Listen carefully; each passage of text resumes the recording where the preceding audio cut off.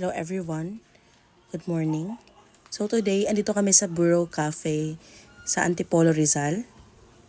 8 a.m. pa lang and punong-puno na yung parking lot.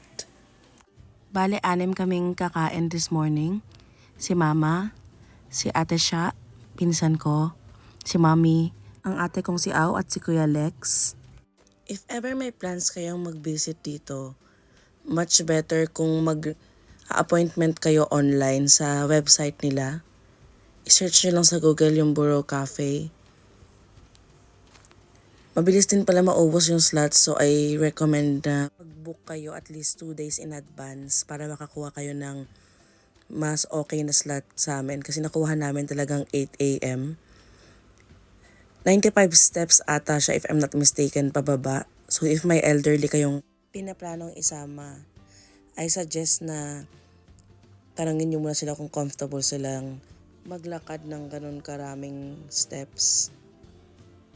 Okay din na magsuot kayo ng comfortable footwear. Kasi si Mommy nakasuot siya ng heels. So medyo nahirapan siya.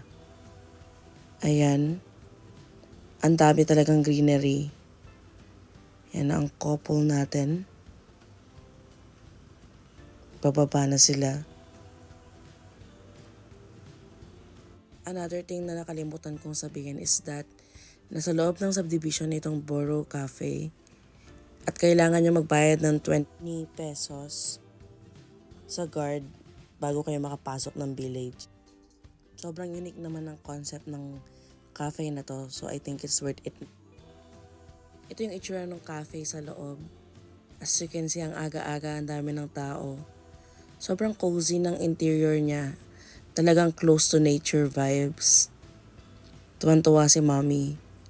Nagandahan siya sa place. Yung restroom nila isa lang din, yung for female and male na yan. And other genders. And may biik na itim. Ito yung menu nila, paki-pause na lang. Hindi siya ganun kamura. Pero okay lang naman siguro yung gantong prices if once in a while lang. Habang nag-aantay kami ng mga orders namin, kanya-kanyang pictorial na ang nangyayari. Fresh air talaga dito sa cafe na to.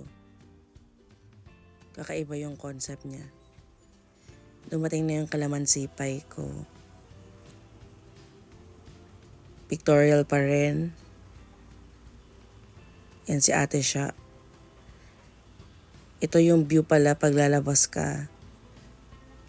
Sabi nila pwede daw bumaba dun sa may sapa. Pero hindi ko na itutuloy yun. Ayan no.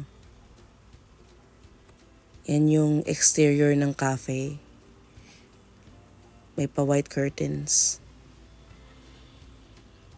Na-serve na yung mga food namin, so kakain muna kami.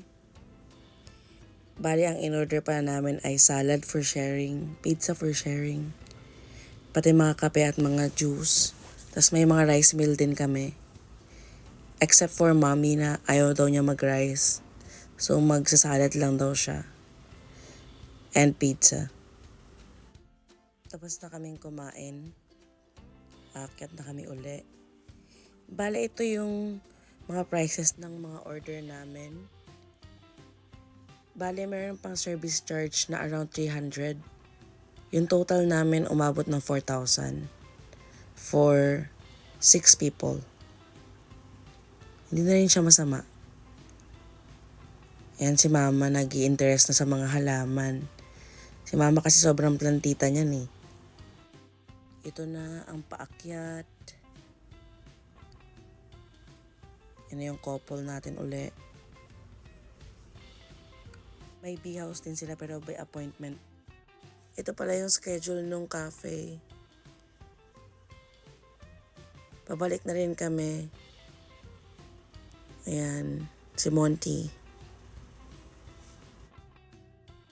Nag-Starbucks pa kami uli bago umuwi.